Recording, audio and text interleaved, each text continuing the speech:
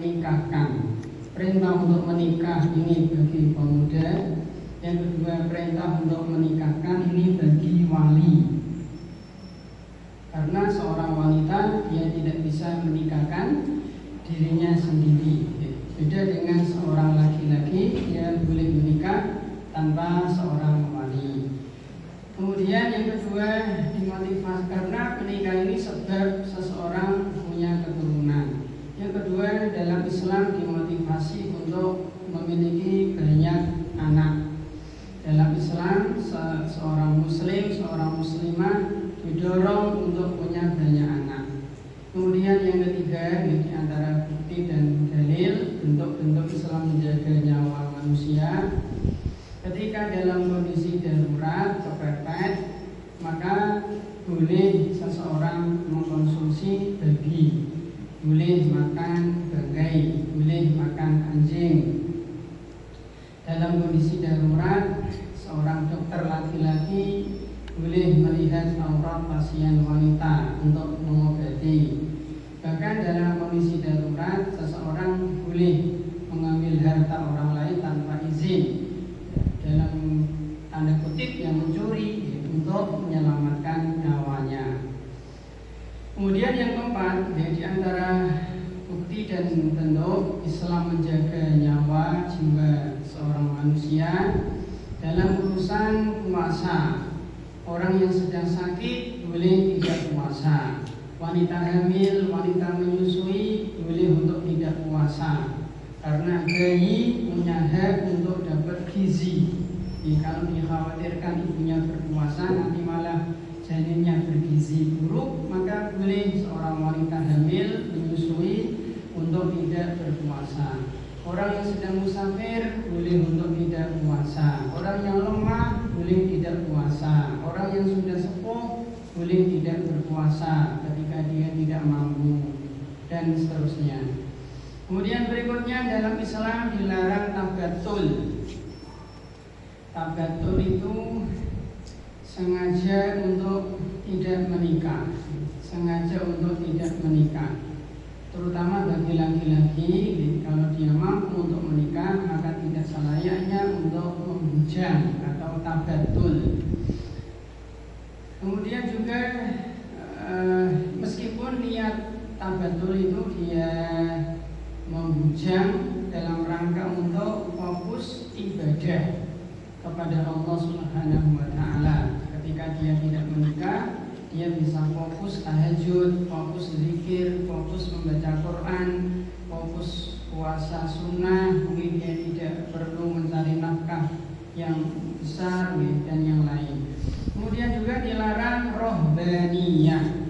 Ada tabatul, ada rohbaniyah. Rohbaniyah ini sengaja membujang karena meyakini dengan membujang maka dia lebih afdol, lebih utama, lebih bisa mendekatkan diri kepada Allah Subhanahu wa Ta'ala. Kemudian berikutnya juga, dalam Islam dilarang menjual manusia dan dilarang menjual organ tubuh manusia.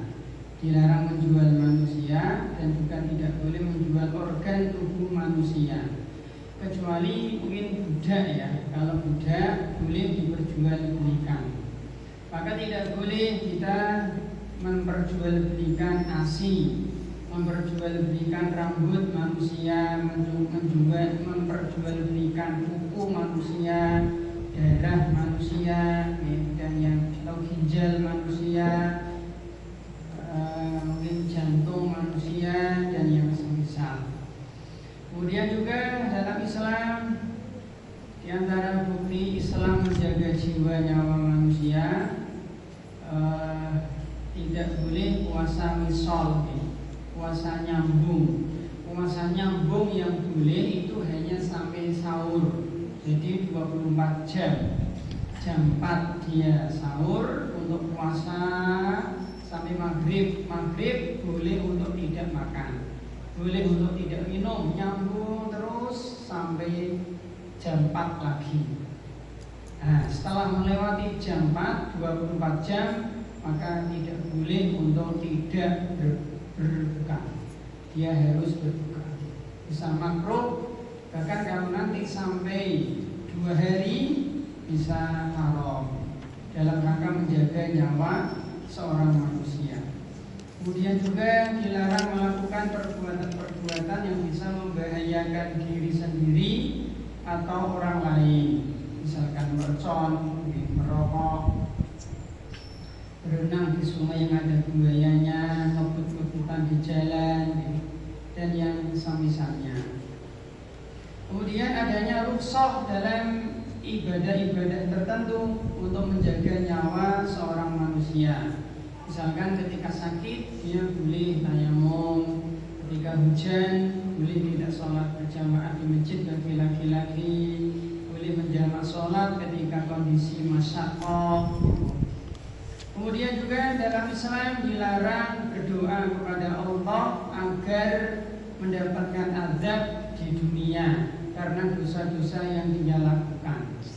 Misalkan ada seorang bandit, ada seorang preman, ada seorang pelaku maksiat, kemudian dia berdoa kepada Allah, ya Allah, turunkanlah siksa, turunkanlah azab kepadaku. Seperti ini tidak boleh. Islam tidak mengajarkan seperti itu. Dia diperintah untuk bertaubat, menyesal, bukan malah meminta siksa dari Allah Subhanahu wa taala, karena Allah Maha Pengampun. Yang terakhir di antara bentuk bukti Islam menjaga nyawa manusia adalah adanya hukuman khusus bagi orang yang melakukan pembunuhan. Baik, ini yang nanti kita bahas nih, hukuman khusus bagi orang yang telah melakukan pembunuhan. Nah, hukuman bagi orang yang membunuh ini ada 2 kelompok. Yang pertama di akhirat. Kalau di akhirat bisa dilihat di surat An-Nisa ayat 93, ini sudah kita sampaikan kemarin, insyaallah. Hukuman bagi orang yang membunuh ada 2 kelompok. Yang pertama di akhirat bisa dilihat di surat An-Nisa 93. Yang kedua di dunia. Dampak buruk hukuman bagi orang yang membunuh di dunia. Yang pertama tidak mendapatkan warisan. Tidak mendapatkan warisan bila yang dibunuh ahli warisnya. Tidak mendapatkan warisan apabila yang dibunuh ahli waris. Ada 3 sebab seseorang tidak bisa mendapatkan harta waris. Yang pertama kafir, beda agama, kafir. Yang kedua budak. Yang ketiga pembunuh ahli waris. Seorang anak dia punya hak mewarisi harta bapaknya. Tapi kalau anaknya membunuh bapaknya, maka anak ini dia tidak berhak mendapatkan harta waris. Seorang istri punya hak harta waris dari suaminya. Tapi kalau istrinya membunuh suami, maka dalam Islam istri tidak punya hak mendapatkan harta waris dari suaminya. Dan sebaliknya, suami punya hak waris dari istri kalau istrinya meninggal dunia. Tapi kalau suaminya membunuh istri, maka suaminya tidak punya hak mendapatkan harta waris dari istri. Yang kedua, ini di antara hukuman bagi orang yang membunuh di dunia, yang kedua dihukumi fasik. Dihukumi fasik. Apa konsekuensinya, Pak? Konsekuensinya orang yang fasik tidak boleh menjadi saksi di pengadilan. Kemudian tidak boleh menjadi wali nikah karena dia fasik. Kemudian yang ketiga adalah dikisos. Dikisos apabila membunuhnya dengan membunuh sengaja. Dikisos, nyawa bayar nyawa kalau membunuhnya dengan sengaja. Kemudian yang keempat membayar diat. Membayar diat. Mungkin nanti kita sampaikan di sini, membayar diat. Diat itu harta yang diberikan oleh pelaku pembunuhan kepada korban. ahli waris korban sebagai ganti rugi untuk meringankan mereka agar tidak dendam. Diyat adalah harta yang diberikan oleh pelaku pembunuhan atau pelaku kejahatan kepada korban atau ahli waris korban sebagai ganti rugi untuk meringankan mereka agar mereka itu puas, tidak dendam. Namanya diyat. Dan diyat ini hak manusia. Diyat ini hak manusia. Yang terakhir adalah membayar kafarat. Membayar kafarat.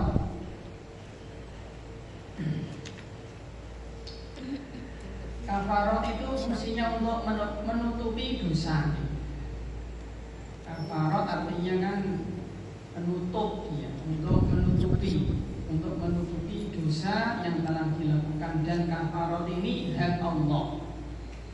Jadi kalau diyat itu hak manusia, kalau kafarat ini hak Allah Subhanahu wa taala. Baik, jamaah, semoga senantiasa dirahmati oleh Allah Subhanahu wa taala. Pembahasan kita yang terakhir yaitu menunaikan kafarat dalam kasus pembunuhan. Baik, sebelum kita masuk ke pembahasan kafarat untuk menebus dosa tadi, untuk menebus dosa, menutupi dosa-dosa sebagai hukuman dari Allah Subhanahu wa taala,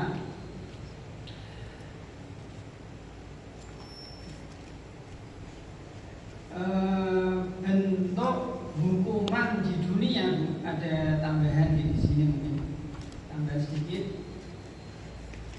Bentuk hukuman di dunia itu tidak hanya kafarat nih. Kalau secara umum ada berapa ini? Coba kita lihat nanti. Yang pertama ada namanya hudud.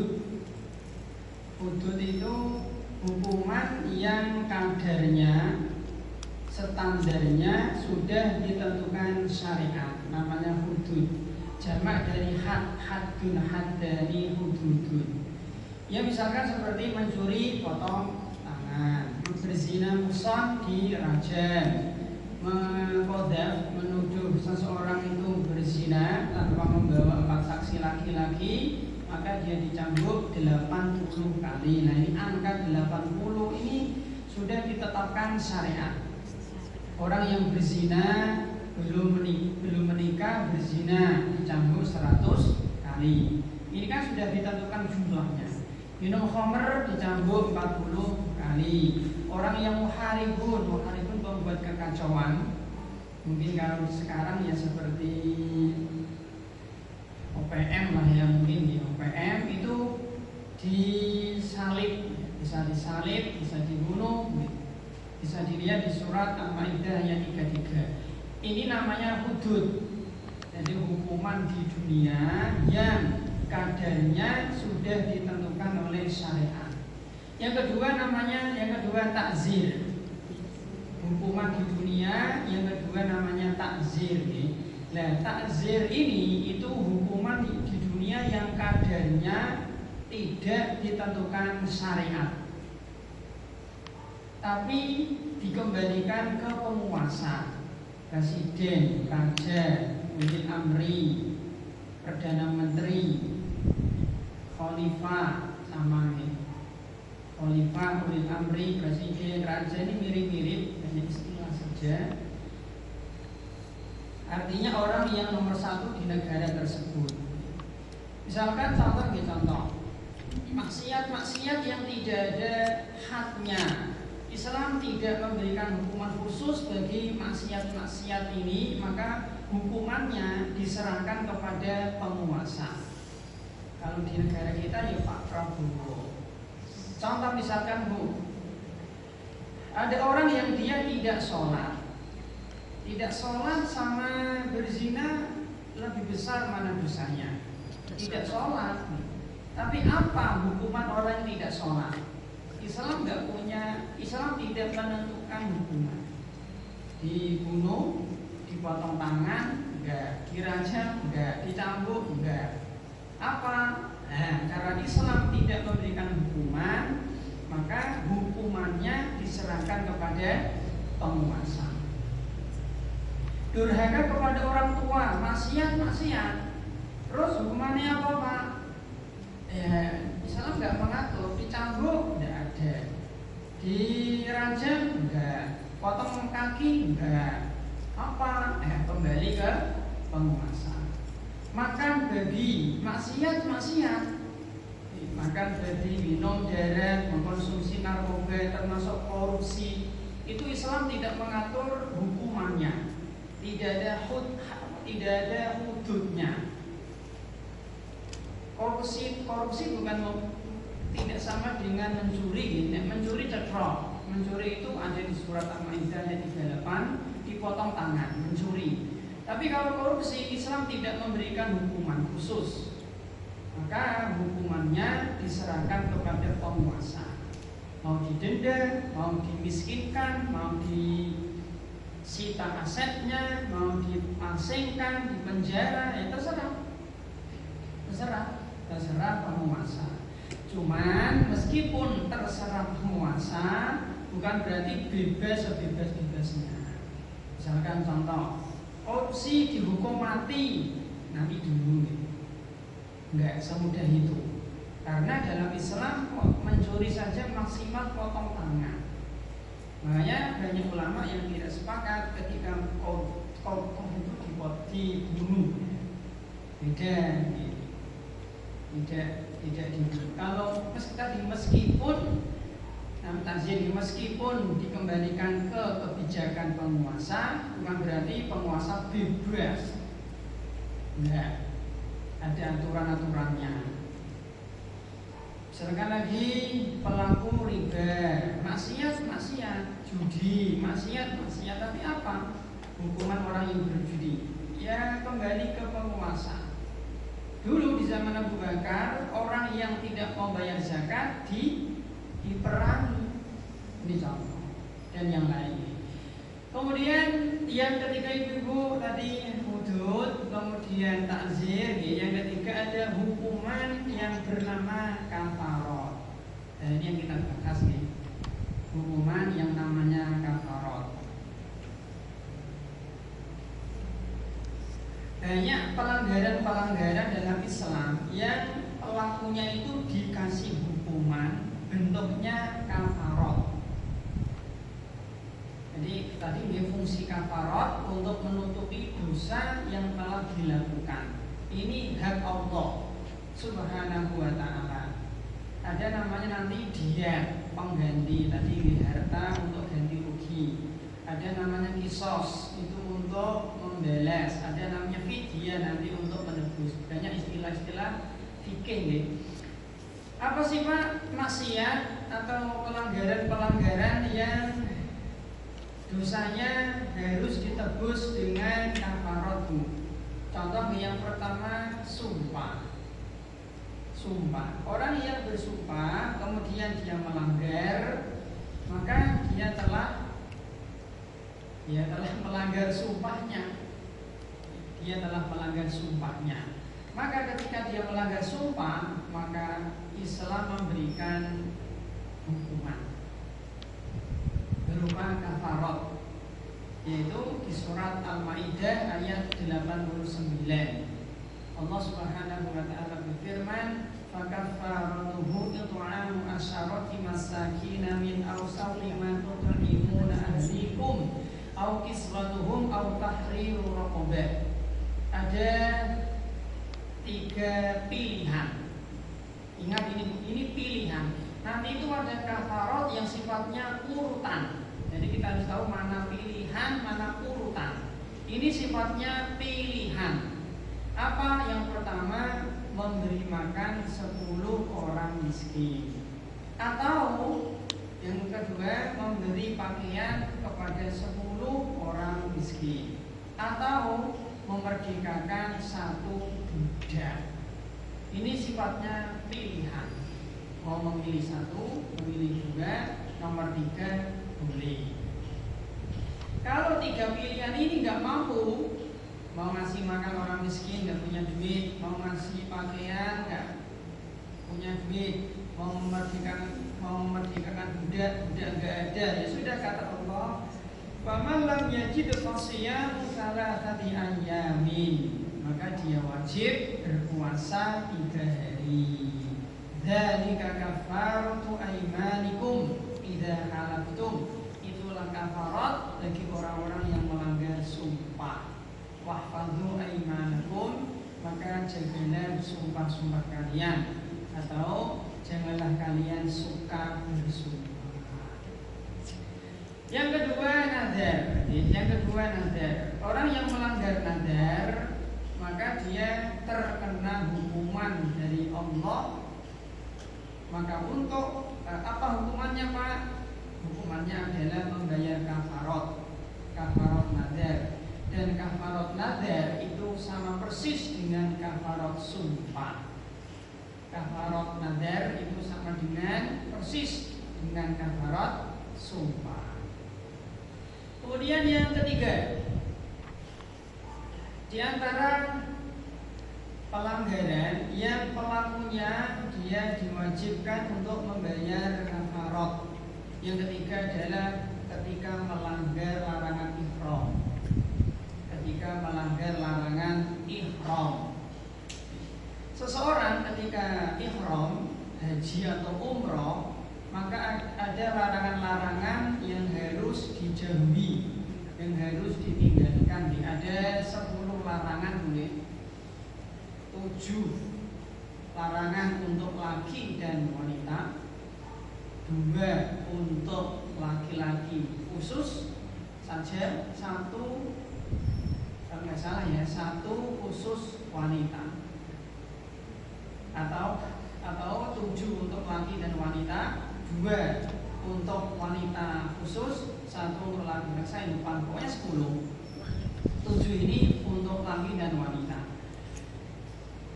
Nah, ketika dia melanggar larangan ihram ini, maka dia terkena denda, dia.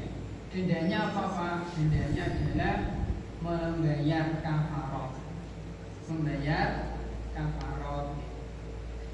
Tetapi ada 3 macam manusia ketika melanggar larangan ihram. Ini mungkin penting. Ada 3 macam manusia ketika mereka melanggar larangan ihram. Yang pertama, sengaja dan tanpa uzur. Maka ini dosa dan wajib membayar kafarat. Dia dosa dan wajib membayar kafarat. Yang kedua, dia sengaja tapi ada uzur. Sengaja melanggar, ono uzur ya, Pak. Ada alasan syar'i. Yang seperti ini dia tidak dosa, tapi wajib membayar kafarat. Misalkan contoh, si fulan dia haji, sudah dia melewati mikot, dia niat ihram. Berarti ketika sudah niat ihram, berlaku larangan ihram tadi 10 tadi. Nah, ketika baru ihram, dia ini penyakit hernianya kambuh. Misalkan laki-laki ya, dia punya penyakit hernia. Kalau dia tidak pakai celana dalam, nggak kuat dia, kesakitan dia, maka akhirnya dia pakai celana dalam. Padahal laki-laki ketika ihram nggak boleh ya, harus kita lanjang, nggak boleh pakai celana dalam. Tapi ini ada uzur, Mas. Jadi dia sengaja pakai celana dalam, tapi sakit, ada uzur, boleh, tidak dosa, tapi wajib bayar kafarat.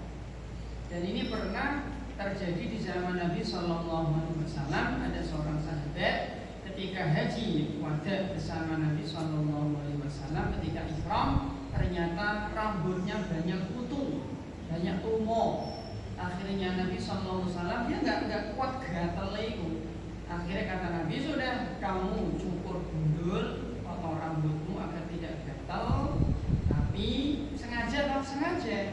tapi ada udzur gatal, tapi nanti wajib bayar kafarah. Yang ketiga, tidak sengaja. Tidak sengaja ini ya macam-macam. Jahil, ibu nggak tahu pak, ya Allah bu. Dia pas manasik haji mungkin ngantuk ya. Dia haji ihram nggak tahu kalau awam ya. Allah bisa terus belajar haji dia pun sepuh. Ya wes pas kaji lah nggak tahu malah pakai kupluk, nggak tahu potong rambut, nggak tahu potong kuku, nggak tahu pakai minyak wangi, atau mungkin dia tertidur, mungkin karena ihramnya lama, atau dia lupa, tali gosong namanya lupa, mungkin nggak sengaja lupa, tertidur dipaksa. Nah seperti ini tidak dosa dan tidak bayar kafarah. Jadi agama kita itu indah ya. Jadi lali, nggak tahu itu dimaafkan. Berarti enak ya pak, jadi wong bodoh ya orang. Enggak ya. Nggak tahu itu dimaafkan. Kalau kita benar-benar nggak tahu, ya wasilah dengan mayit itu boleh atau tidak, kita nggak dosa, nggak tahu. Kalau nggak tahu, mungkin kita pernah melakukan ini. Tawasul dengan wali songo, tawasul dengan mayat, mungkin kita pernah mendatangi dukun, mungkin kita pernah pakai jimat, kita benar-benar nggak tahu, mungkin kita pernah tatoyun. Dulu, masa dulu kita nggak tahu, semoga dimaafkan. Dan hari ini mungkin masih banyak jutaan kaum muslimin yang tidak tahu haramnya musik. Ada banyak. Jadi 100% disangka itu halal. Ya kenapa? Lah bayai nah pesantren di pondok-pondok itu diajarkan musik. Bahkan dulu di pondok saya itu di Gontor itu ustadz-ustadznya itu bermain musik, cetrok, jelas itu. Jadi dulu saya yakin musik itu ya halal. Misalkan ini contoh ya, karena memang lingkungan kita seperti itu. Ada nggak orang Islam yang meyakini bunga dam itu halal? Banyak. Makanya tugas kita bukan mencaci, tugas kita bukan merendahkan, tapi kita berusaha untuk menyadarkan, mendakwakan mereka sama kita. Banyak amal-amal yang bid'ah yang sebenarnya terkadang bisa sampai kesyirikan, tapi diyakini itu nggak apa-apa, ada. Semoga Allah mengampuni semua dosa-dosa kita. Baik, kemudian ibu-ibu, rincian pelanggaran larangan ihram. Rincian larangan pelanggaran ihram. Yang pertama, tidak ada kafarotnya. Enak ini, tidak ada kafarot, tidak ada denda. Meskipun melanggar, tapi dosa ya. Maka kewajiban dia hanya satu, apa? Bertaubat. Bertaubat ya. Ini nggak ada denda ini, nggak ada kafarotnya, tapi wajib bertaubat karena dia telah melanggar larangan ihram. Apa pak? Melamar, menghibah.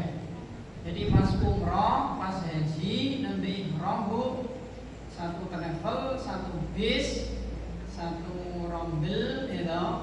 Dia tertarik sama wanita. Akhirnya malah pas ihram melamar. Nah, melanggar ya melanggar, nggak boleh. Tapi nggak wajib bayar denda, bertaubat saja. Kemudian menikah, melamar, menikah ini kan nggak boleh kalau ketika ihram. Yang ketiga menikahkan, berarti wali, bapak menikahkan anaknya ketika ihram. Yang keempat, mencumbui istri tanpa sentuhan. Jadi hanya ucapan rayuan mulut. Nah, empat ini kalau dilanggar, maka pelakunya tidak wajib membayar kafarot. Cukup bertaubat karena berdosa. Yang kedua, membayar kafarot mughalladzah. Kafarot berat ini. Kafarot berat.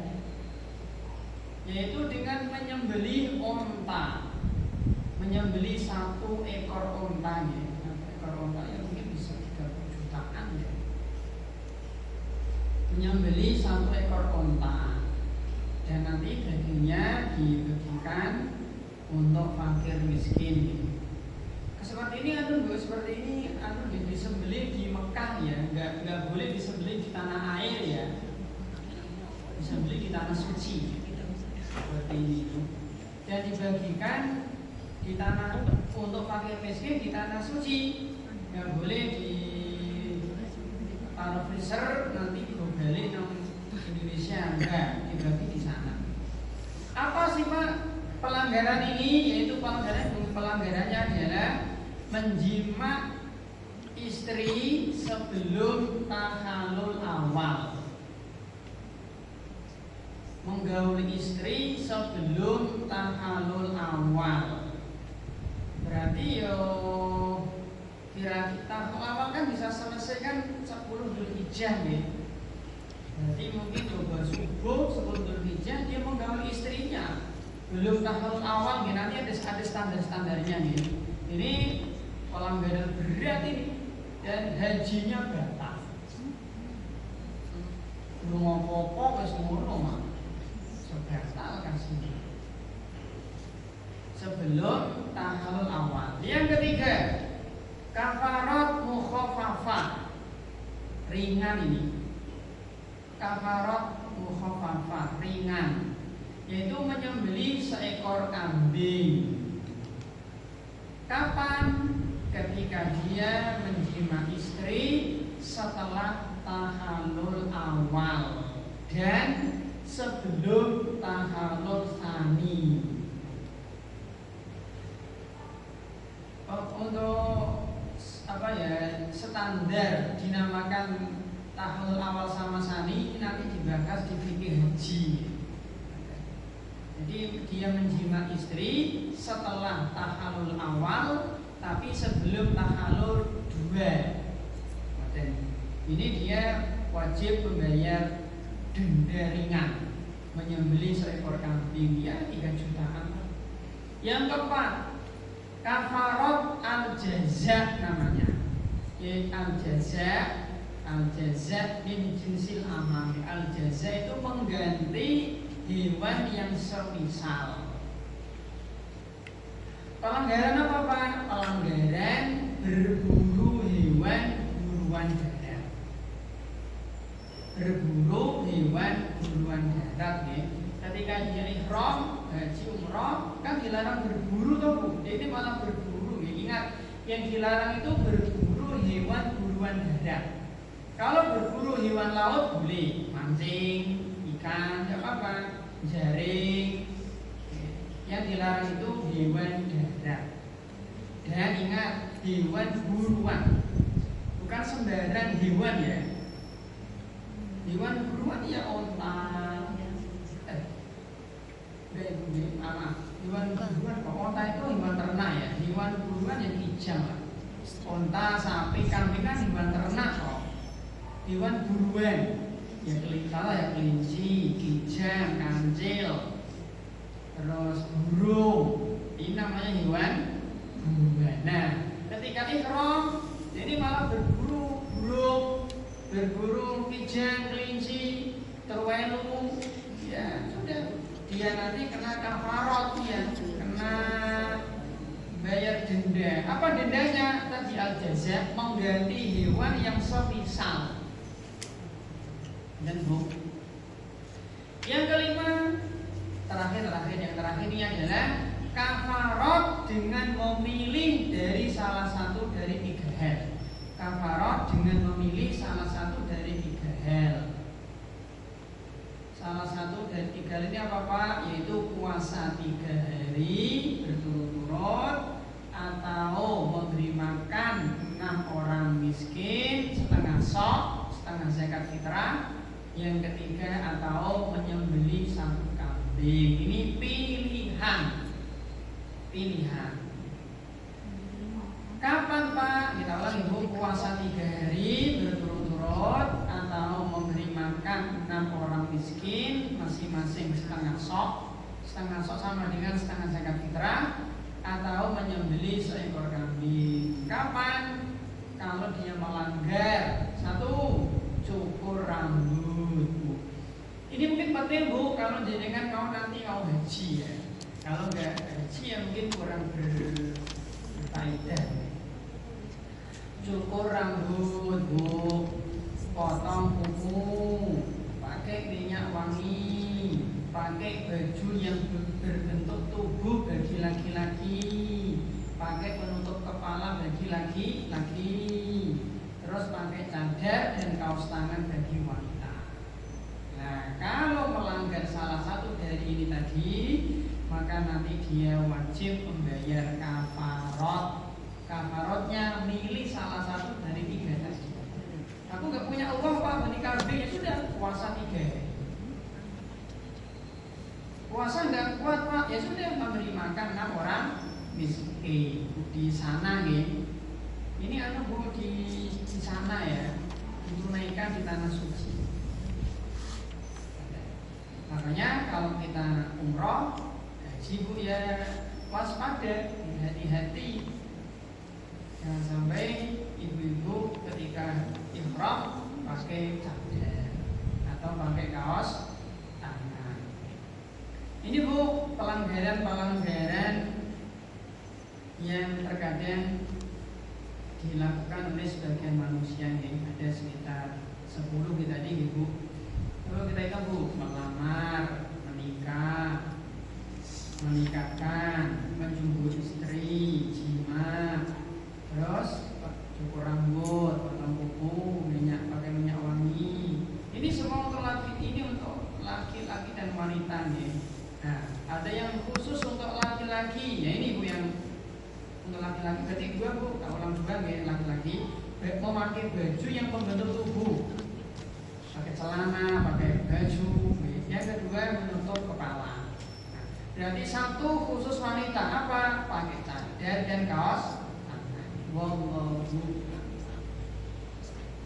Ibu yang keempat, tadi kan sumpah, nazar, melanggar larangan ihram. Yang keempat adalah ilang. Ilang, Ibu. Tulisannya gimana, Pak? Hamzah, ya, lam alif, hamzah. Ilang. Nah, tulisan Ibu. Al-ilau. Ini bahasa apa ya? Bahasa Al-Qur'an, Ibu. Ini di Al-Qur'an ada kok. Saya nggak nulis ya. Saya nggak nulis ayatnya nih. Karena ya bukan pembahasan kita, ini sedikit saja nih. Kafarot ilah, apa ilah, Pak? Ini pembahasan di fikih pernikahan, yaitu seorang suami dia bersumpah untuk tidak menjima istrinya selamanya atau lebih dari 4 bulan. Seorang suami bersumpah untuk tidak menjima istrinya, padahal dia mampu menjima selamanya atau lebih dari 4 bulan. Ini hukumnya haram, dosa, tidak boleh. Hukumnya haram ya. Kalau kurang dari 4 bulan boleh. Dan pernah dikerjakan Nabi Sallallahu Alaihi Wasallam. Nabi Sallallahu Alaihi Wasallam pernah mengilah seluruh istrinya 9. Berapa lama, Pak? 29 hari. Kurang lebih 1 bulan. Boleh? Boleh. Yang dilarang itu adalah 4 bulan lebih. Apalagi selamanya, hukumnya haram. Ini nggak boleh. Nah, ketika ada seorang suami yang dia sudah terlanjur mengilah istri, dia bersumpah untuk tidak menggauli istrinya lebih dari 4 bulan, maka suaminya diberi 2 pilihan. Nek wis terlanjur, kalau seorang suami dia sudah terlanjur mengilah istrinya, maka suami ini dia berdosa. Maka dia diberi 2 pilihan. Yang pertama, dia wajib menjima istrinya, harus sebelum 4 bulan harus dilakukan, harus, ini wajib. Nah, ketika kalau dia mau, ya tentu nanti hak hakim, nanti istri lapor ke hakim dan nanti hakim yang memerintah. Kalau nggak ada hakim ya penengah lah, ustadz atau kiai atau tokoh yang paham agama bisa. Harus dengan Pak harus menjima istri dengan sebelum 4 bulan. Kalau mau, alhamdulillah.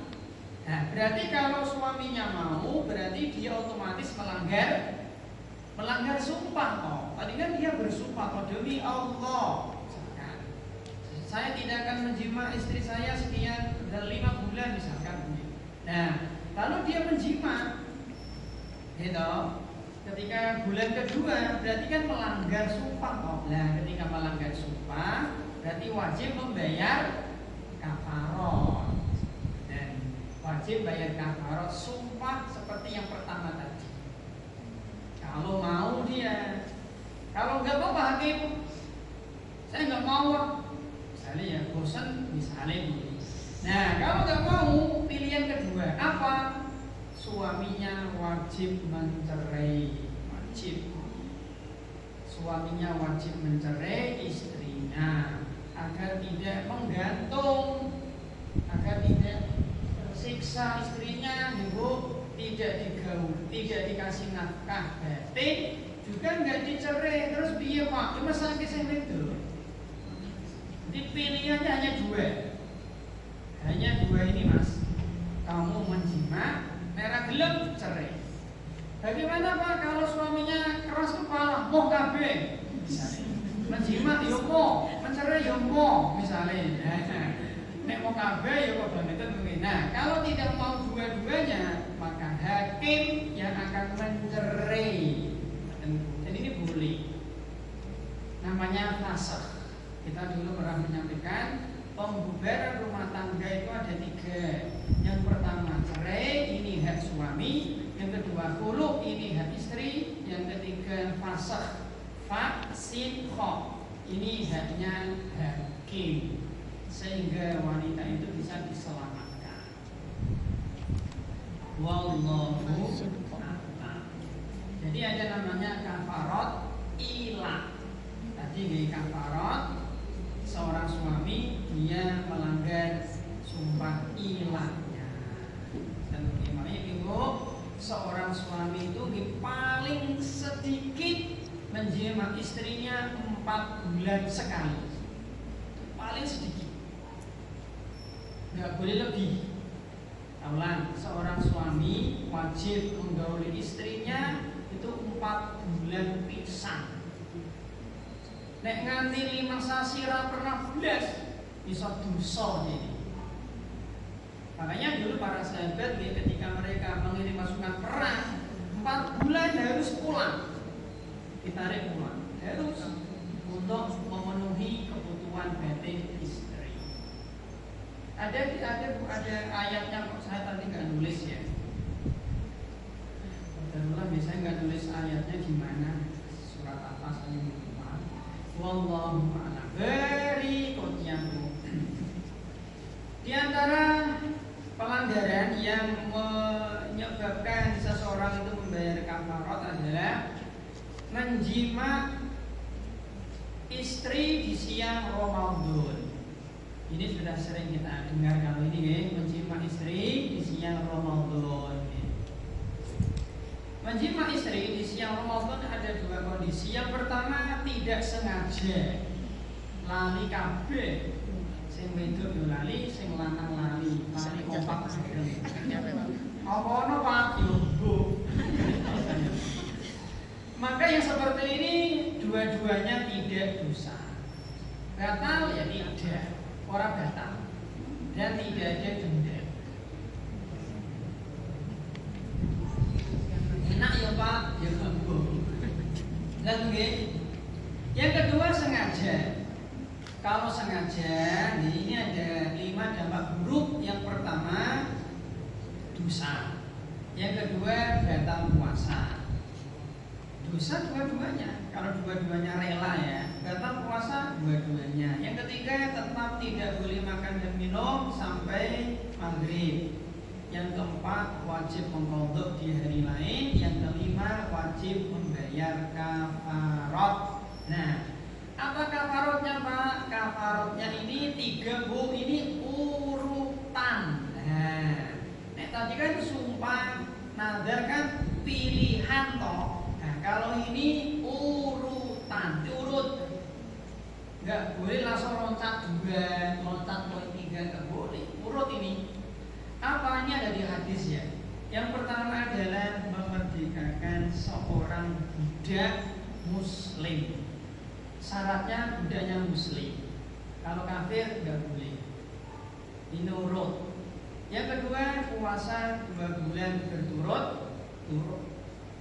Kecuali ada udzur syar'i ya, sakit, mungkin hari Tasrek, tepatan hari Idul Adha, mungkin haid bagi wanita, atau mungkin safar, ini udzur syar'i. Kalau nggak ada udzur syar'i, 2 bulan harus puasa berturut-turut. Yang ketiga, memberi makan 60 orang miskin. 60 orang miskin ini orangnya harus beda. Angel nih. Apalagi ning Gerawaten tuh nggih. Boleh wong miskin yo angel. Swidak lho Bu, ora gampang lho.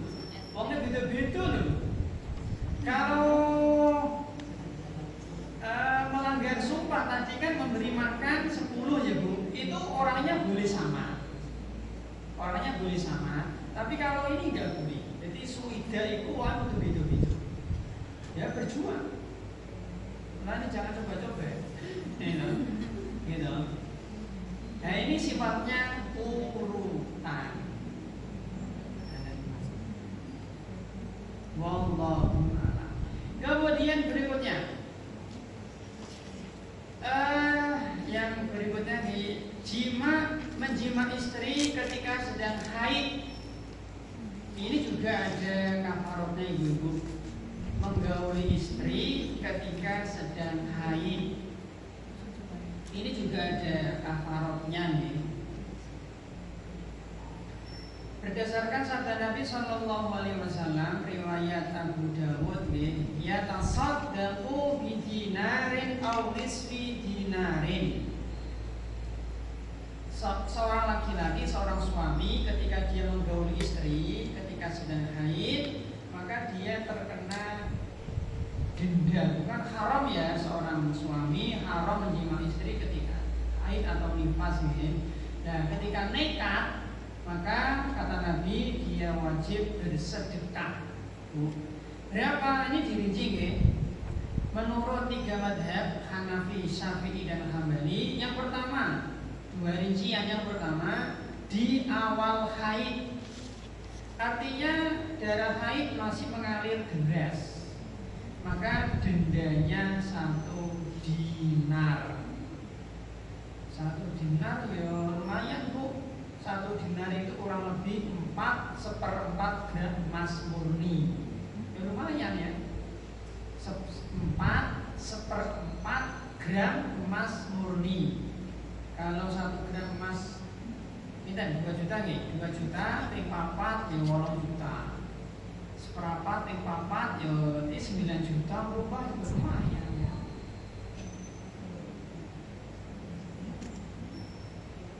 Yang kedua di akhir haid, artinya darah sudah tidak deras. Ini dendanya 1/2 dinar. Qala Ibnu Abbas, idza kana daman ahmaro fa dinarun wa idza kana daman asfar fa nisfu dinarin. Hadis At-Tirmidzi ini ada fatwa dari Ibnu Abbas, seorang sahabat. Kalau darahnya masih mengalir deras, maka seorang suami dia ketika menggauli istrinya ketika haid, maka dia wajib membayar kafarot sedekah 1 dinar. Wa idza kana daman asfar, ketika darahnya sudah menguning di akhir-akhir masa haid, maka dia wajib bersedekah 1/2 dinar. Wallahu a'lam. Kemudian seorang suami itu boleh menggauli istri yang sedang haid, syaratnya 2. Yang pertama, haidnya sudah berhenti total. Yang kedua, istri sudah mandi. Sudah selesai haid, neng burung adus tidak. Kasih harus dua ini, selesai haid dan sudah mandi. Karena Allah Subhanahu wa taala mengatakan di Al-Baqarah 222 bahwa haid itu adalah qul huwa adza fa'tazilun nisaa fil mahid wa la taqrabuhunna hatta yatahurna. Darah haid itu kotoran, maka jauhilah wanita yang sedang haid, tidak boleh digauli sampai dia suci, selesai haid dan sudah mandi. Wallahu a'lam. Kemudian yang ke 7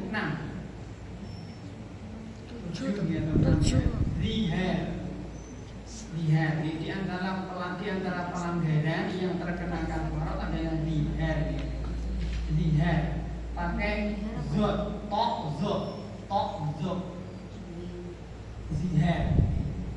Apa zihar? Ayyasbahar rajulu imra'atahu au ay zaujatahu bil hurmati bi ihda maharimihi binasabin aw radu'atin aw musaharatin aw bi ba'diha.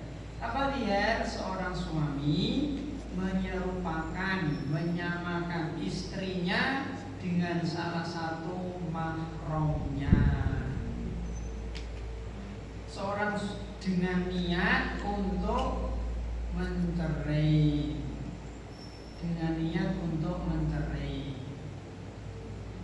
Jadi zihar itu seorang suami dia mengucapkan kata-kata, mengucapkan ucapan kepada istrinya dengan bentuk menyamakan tubuh atau badan istrinya, menyerupakan tubuh istrinya dengan tubuh mahramnya, mungkin ibunya, neneknya, bibinya, putrinya, atau mungkin keponakannya, gitu, dengan niat untuk mencerai.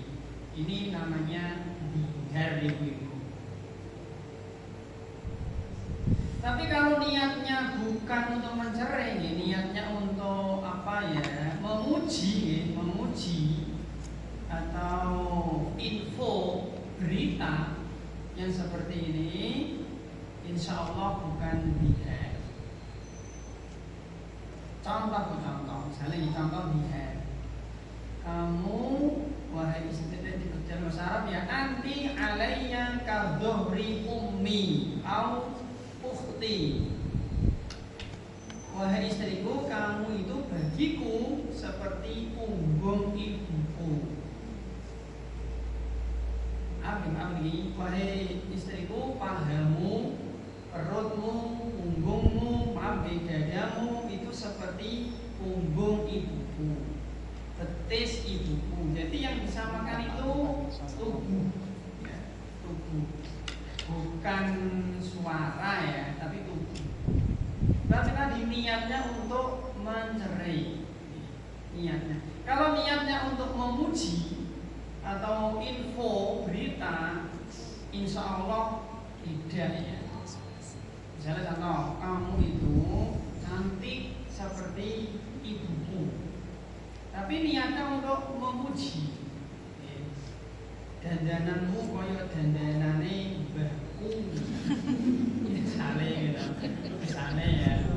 Kakimu seperti kaki ibuku, tapi untuk memberitahu hanya mirip mungkin ya. Jadi memang apa mungkin niat itu tetap dihitung ya dalam agama kita ya, insya Allah ya. Nah, kalau seorang suami sudah mengucapkan kalimat zihar seperti ini, pipimu seperti pipi ibuku, hidungmu seperti hidung ibuku, niatnya untuk mencerai, maka suami ini haram untuk menjima istrinya kecuali setelah membayar kafarat. Apa kafaratnya? Ada di Al-Quran, Bu. Nah, di Al-Quran kan bisa dicek jadi ngantor. Alhamdulillah di surat Al-Mujadilah ayat 3 sampai 4. Dan ini sifatnya urutan. Surat Al-Mujadilah ayat 3 sampai 4 ya. Ini urutan. Kata Allah Subhanahu wa taala, "Alladzina yudhahiruna minkum min nisaihim ma hunna ummahatuhum in ummahatuhum illa allati waladnahum wa innahum la yaquluna munkaram minal qawli wa zura."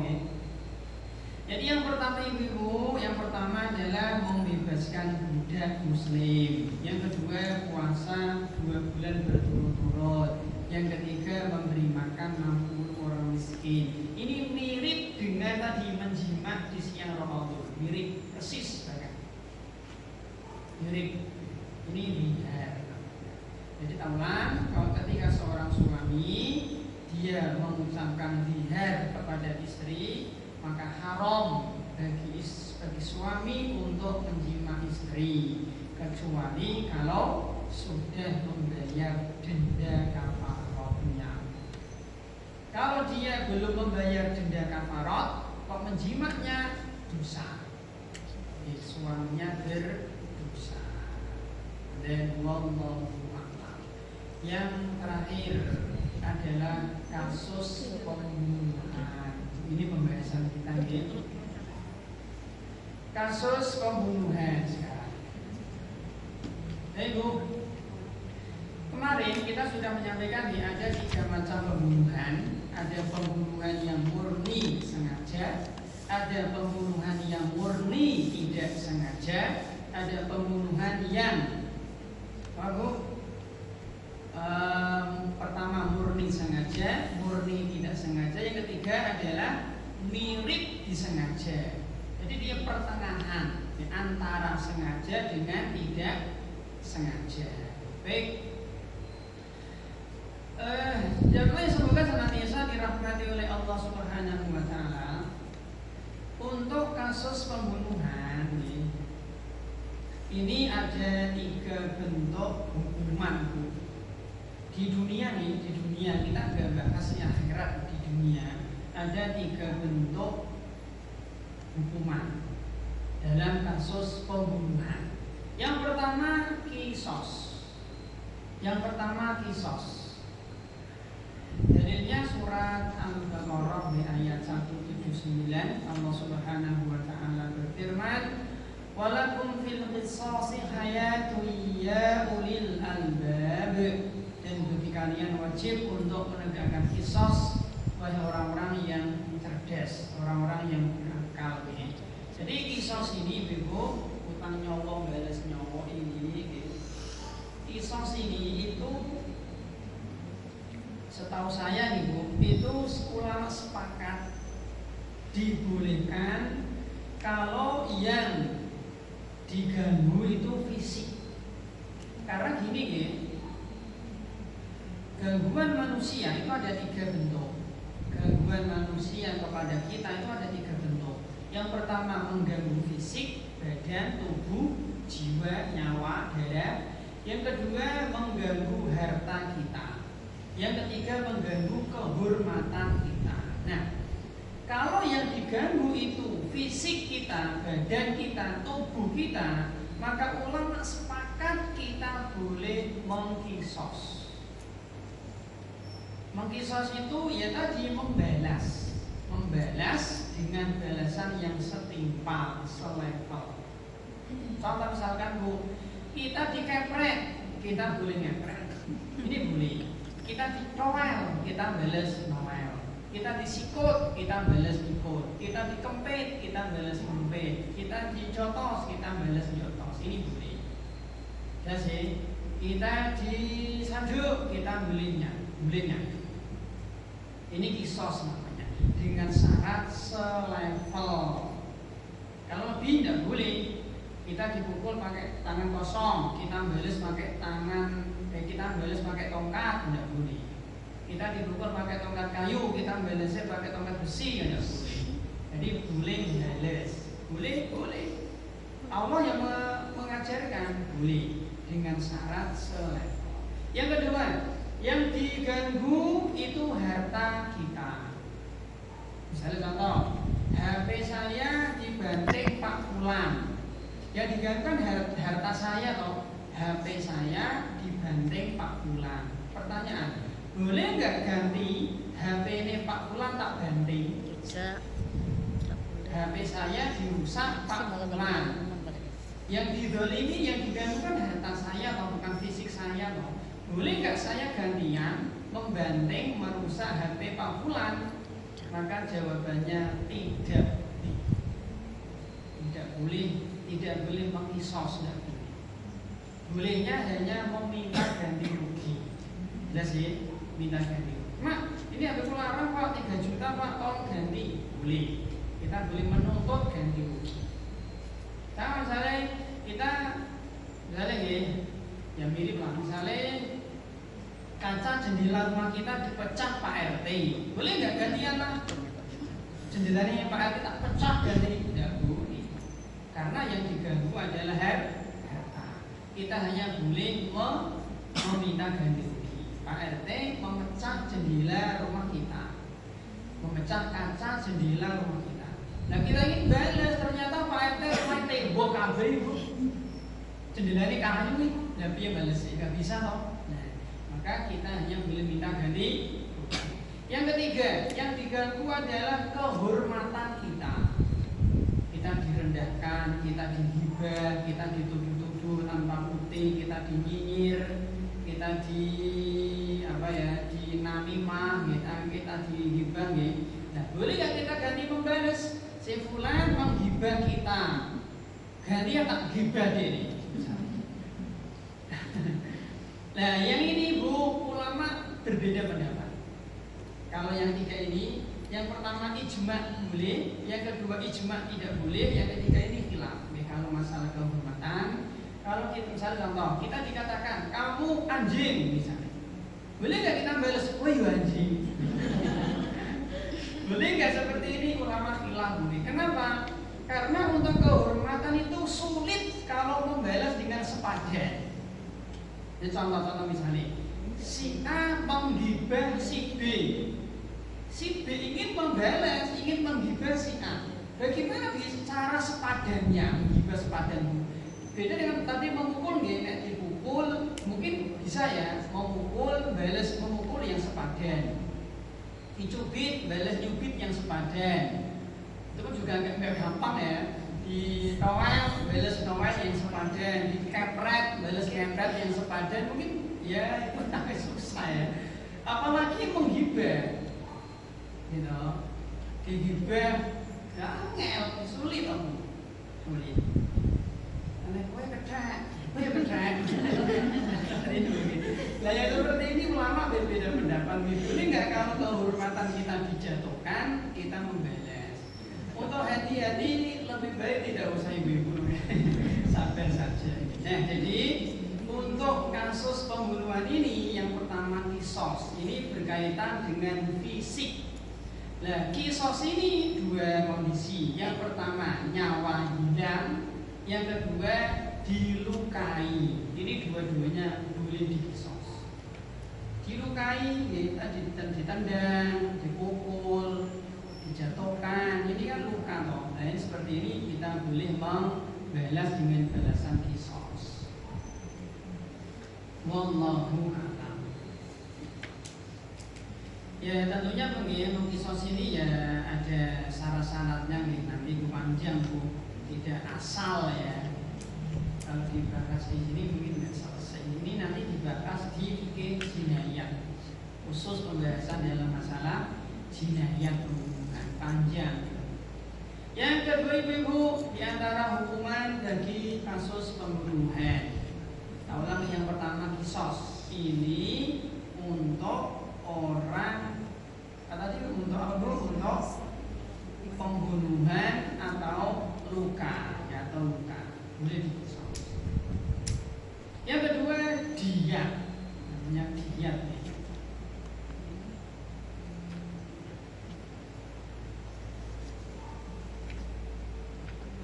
Dia saya kok nggak nulis ayatnya mungkin karena masih suratnya.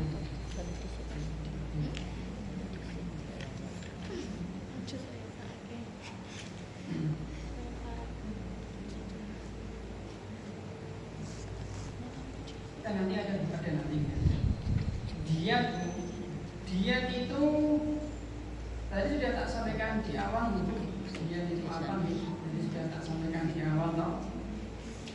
Diat itu harta yang diberikan oleh pelaku kejahatan yang diberikan kepada korban atau ahli waris korban sebagai ganti rugi gitu, untuk meringankan beban mereka atau agar mereka itu tidak dendam, tidak puas. Jadi diat ini berupa harta, memberi harta. Nah, diat ini Bu untuk siapa Bu? Diat ini untuk siapa Bu?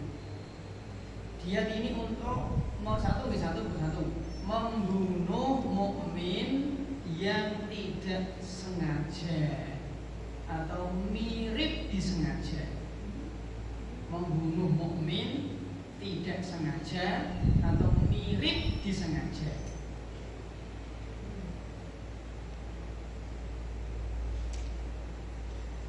Ingat ya, ada 3 macam pembunuhan ya. Pembunuhan yang murni sengaja, murni tidak sengaja, yang ketiga mirip disengaja.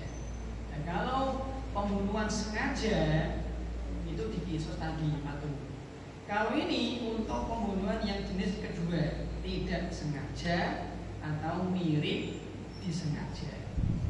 Yang kedua Bu, dia itu untuk pembunuhan kafir zimmi. Kafir zimmi atau mu'ahad atau mustakman. Kafir zimmi, mu'ahad atau mustakman. Jadi bagaimana membunuh orang kafir itu nggak boleh begitu. Misalnya contoh ada orang Muslim, dia membunuh orang Kristen Bu, dia nggak dikisos enggak. Jadi kisos itu kalau membunuh orang Muslim ya.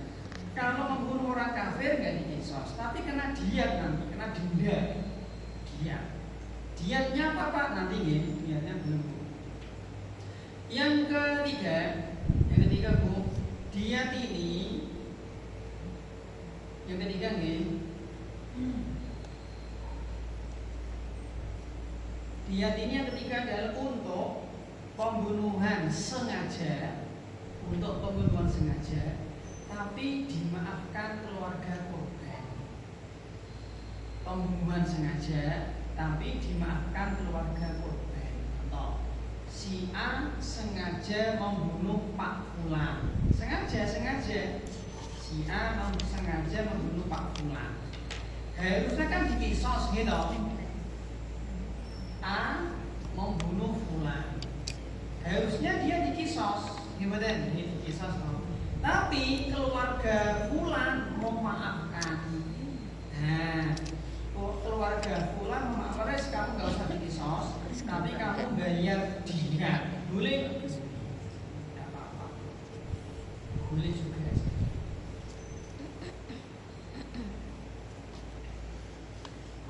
Sekarang kita lihat di sini Ibu. Berikutnya nih, ukuran diat pembunuhan. Ukuran diat. Yang pertama, pembunuhan yang sengaja tapi dimaafkan. Tadi ya, si A membunuh Fulan, harusnya dia dikisos, tapi keluarganya memaafkan. Keluarganya hanya nuntut diat. Nah ini diatnya Bu. Ini yang pertama ya, mau pembunuhan sengaja tapi dimaafkan sama keluarga. Maka diatnya adalah membayar 100 onta. 100 onta dengan rincian ditanggung pelaku sendiri.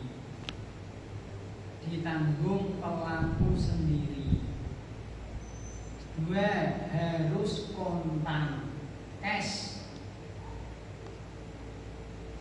Yang ketiga, diatnya mughaladhah.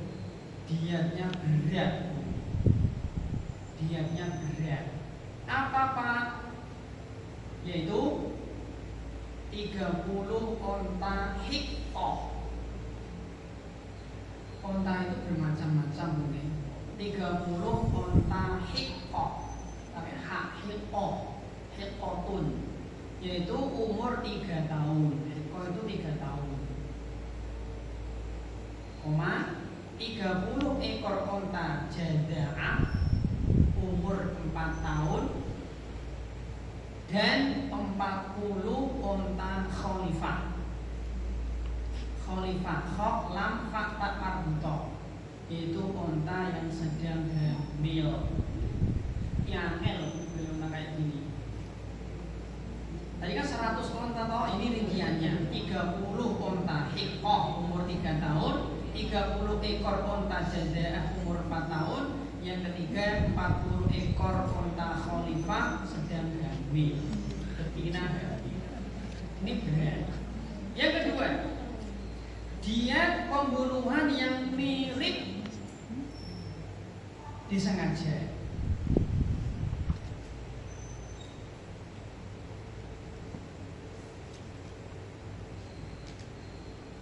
Yang mirip disengaja mungkin. Mirip disengaja ini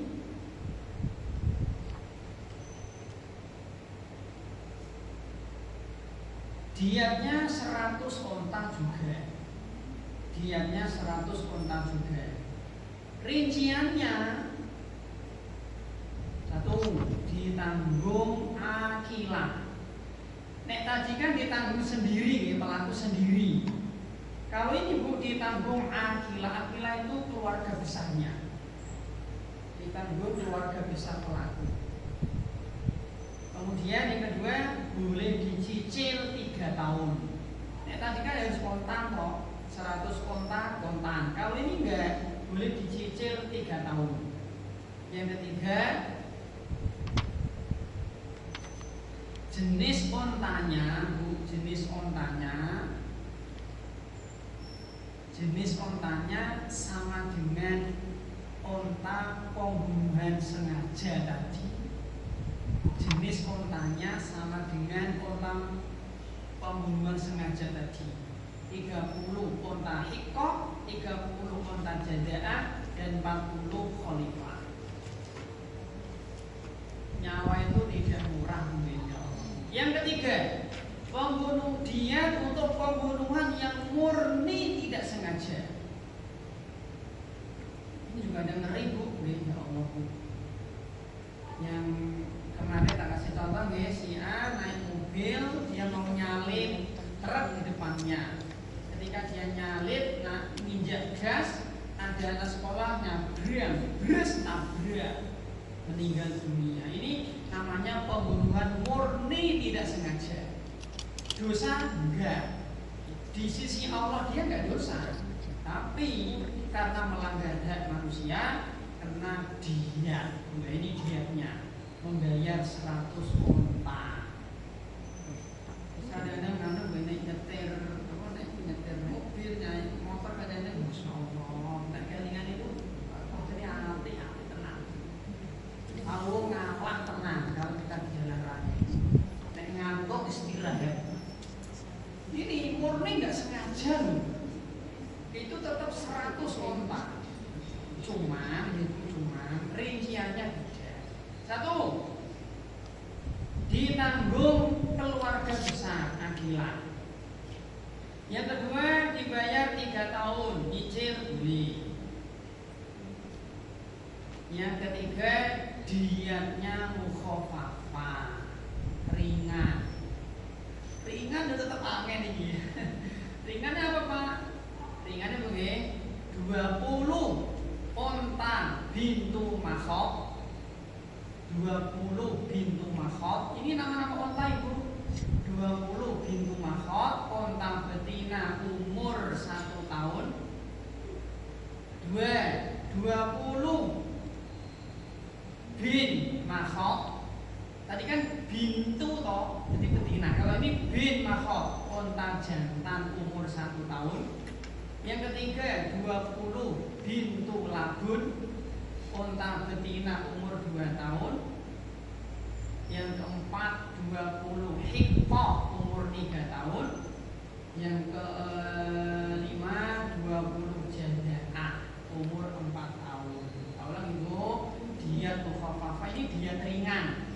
20 bintu makhot unta betina umur 1 tahun. 20 bin makhot unta jantan umur 1 tahun. 20 bintu labun unta betina umur 2 tahun. Ketiga 20 hiqah umur 3 tahun. Yang terakhir 20 jaza'ah umur 4 tahun. Dan acuannya pakai unta. Jadi standar diat pakai unta. Kalau tidak ada unta diganti 1000 dinar. Tadi 1 dinar 4/4 gram emas. Nek sekarang 1 gram emas 3 juta, 3 juta ping 4/4 gram emas murni sama dengan 12.750.000.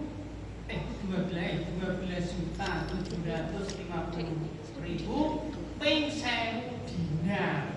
Nek tak kalkulator kurang lebih 12 miliar 750 juta. Ini sinten niku?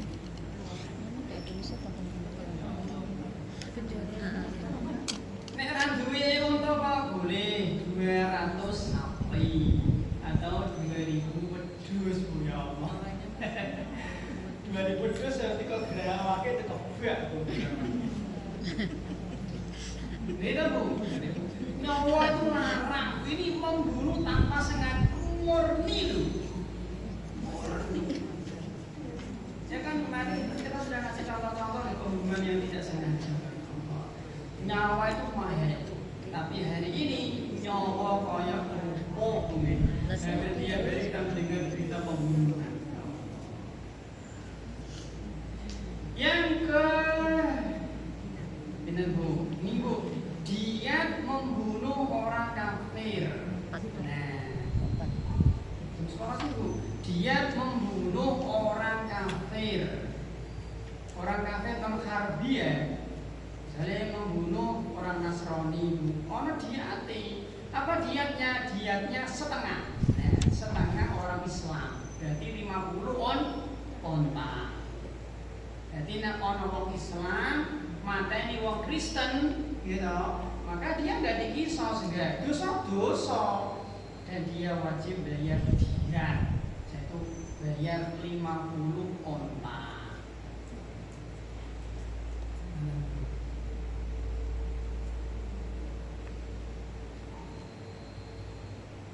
Ini untuk ini untuk kafir ahli kitab ya, berarti Yahudi dan Nasrani. Yang berikutnya membunuh orang kafir tapi non ahli kitab, bukan Yahudi, bukan Nasrani. Berarti sinten yo Majusi, Konghucu, Buddha, Hindu, ateis, kejawen, keharingan, ada tuh orang yang punya aliran kepercayaan animisme. Nah, ini juga dosa-dosa. Tapi diatnya murah. Diatnya murah nih berapa? Yaitu 800 dirham. Dirham ini bukan dinar. Dulu di zaman Nabi itu 1 dinar sama dengan 10 dirham. Dulu Nabi. Ini menurut jumhur ulama.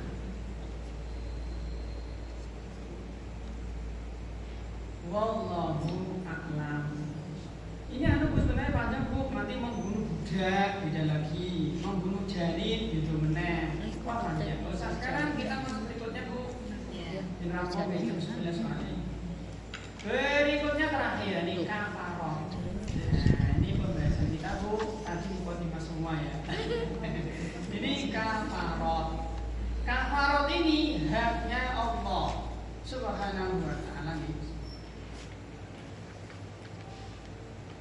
Kalau dia hanya manusia, kalau kafarat ini hanya Allah Subhanahu wa ta'ala.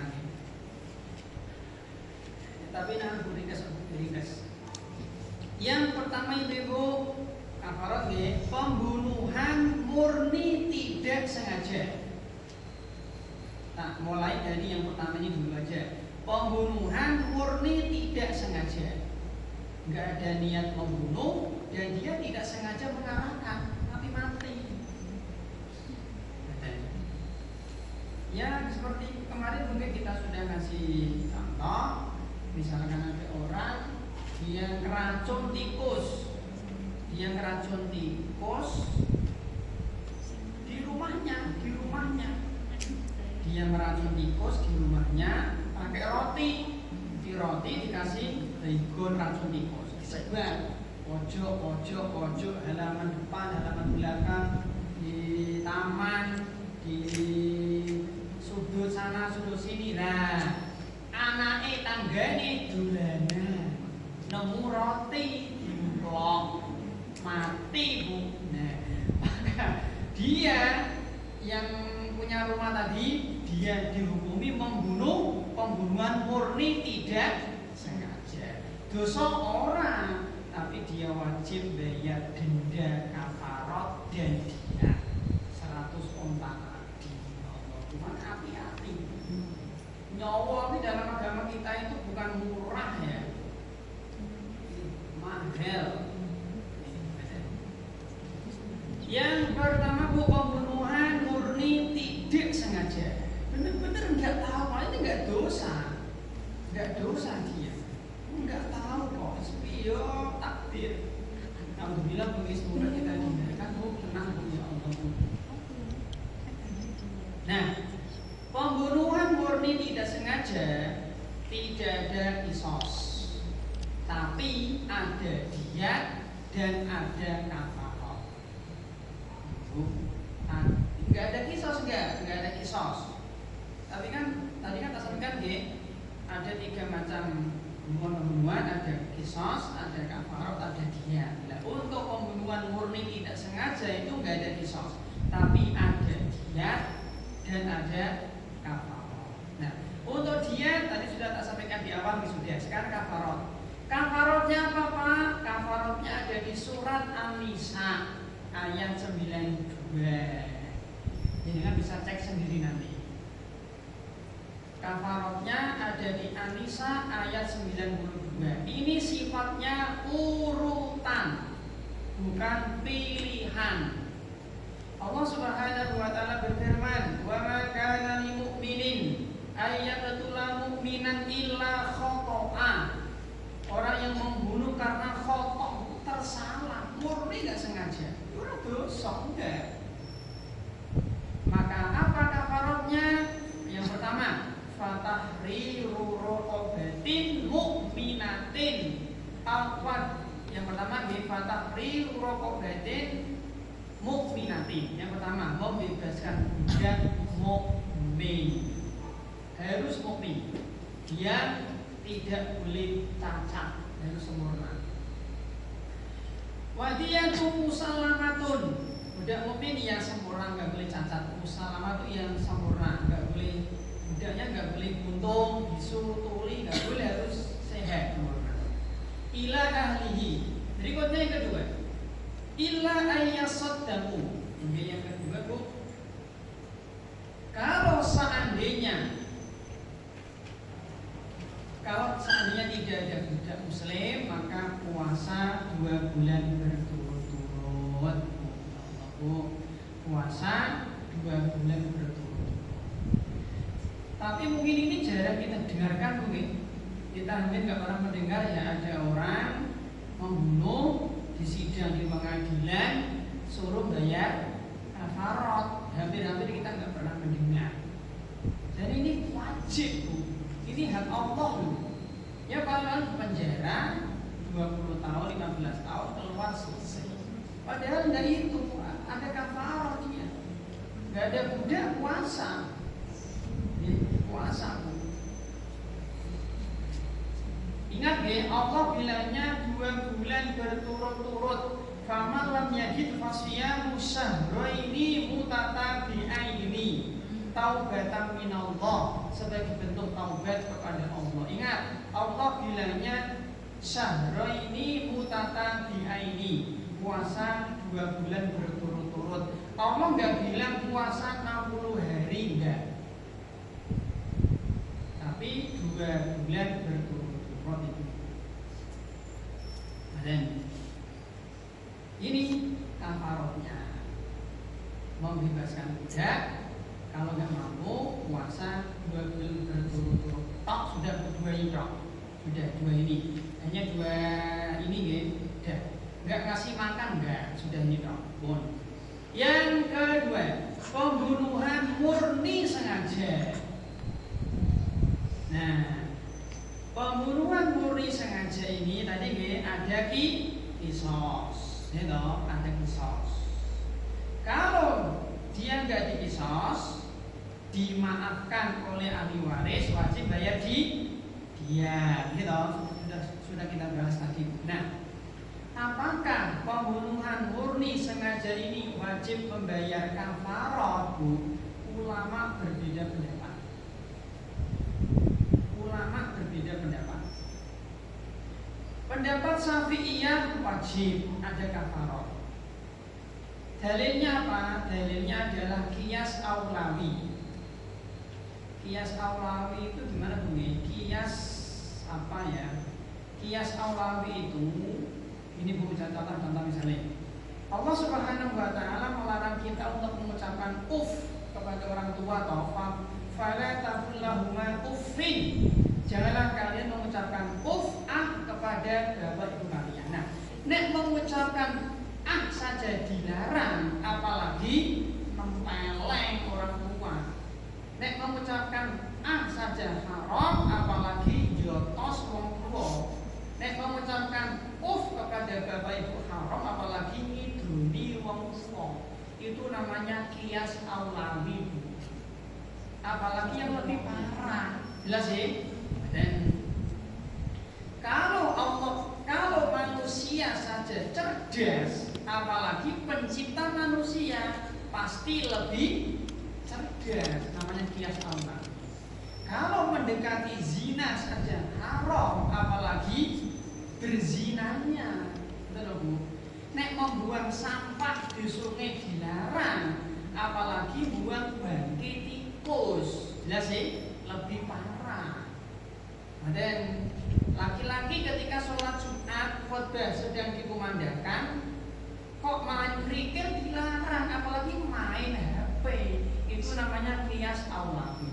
Nah, memang kata Bu, tidak ada dalil dari Al-Quran dan dari hadis tentang kafarat bagi pembunuhan sengaja. Enggak ada memang. Yang ada itu tadi pembunuhan yang murni tidak sengaja. Nah, menurut ulama Syafi'iyah, makanya menurut ulama Syafi'iyah pembunuhan murni sengaja itu ada kafaratnya. Dalilnya bukan Al-Quran ya, dalilnya bukan hadis tapi qiyas aulawi. Artinya, nek membunuh tidak sengaja saja ada kafarat, apalagi membunuh dengan sengaja. Dan ini pendapat ulama Syafi'iyah. Pendapat ulama yang lain, Bu, yang kedua, tidak ada kafarat karena tidak ada dalil. Dan Bu, dan ini mungkin yang lebih kuat, Bu. Mungkin ini yang lebih kuat untuk pembunuhan murni sengaja itu mungkin tidak ada kafaratnya karena nggak ada dalil. Yang terakhir ketiga, pembunuhan yang mirip disengaja. Mirip disengaja. Apakah ada untuk pembunuhan mirip disengaja? Bu, dikisos mboten? Mboten. Ada diatnya? Ada. Kafarat ulama berbeda pendapat lagi. Dan ulama berbeda pendapat lagi. Ulama yang mengatakan ada kafarat sama, dalilnya qiyas aulawi tadi. Pendapat yang kedua tidak ada kafaratnya. Kenapa? Enggak ada dalil. Dan yang ada tadi yang ada dalilnya adalah pembunuhan yang murni tidak sengaja. Jadi ini kesimpulan dari kajian kita, guys. Pembunuhan sengaja, mirip sengaja, dan tidak sengaja. Wallahu a'lam bishawab. Oke, demikian Bu yang bisa kita sampaikan. Semoga Allah menjaga kita dan keluarga kita dari maksiat dan dari kasus-kasus seperti ini. Bagaimana kasus-kasus pembunuhan, kasus-kasus perampokan, kasus-kasus narkoba. Semoga kita dijauhkan dari diri kita dan keluarga kita. Dulu kata orang ibu-ibu, nek bisa itu jangan berurusan dengan tiga di dunia. Satu, jangan berurusan dengan rumah sakit. Yang kedua, jangan berurusan dengan bank. Yang ketiga, jangan berurusan dengan pak polisi. Sehingga kita bisa hidup nyaman, kalau kita punya kasus dengan pak polisi, dengan bank, dengan rumah sakit, gak tenteram. Semoga Allah menyelamatkan kita, hati-hati di jalan ibu. Ternyata nyawa itu tidak murah ya. Makanya semoga bermanfaat. Kalau ada salah mohon dimaafkan Ibu. Kita menerima saran dan menerima kritik. Mungkin nanti ada Ustaz mengatakan kok gini pak, silakan. Kita ilmiah, kita menyampaikan sesuai dengan ilmiah. Kalau ada salah mohon dimaafkan. Kita akhiri. Assalamualaikum warahmatullahi wabarakatuh.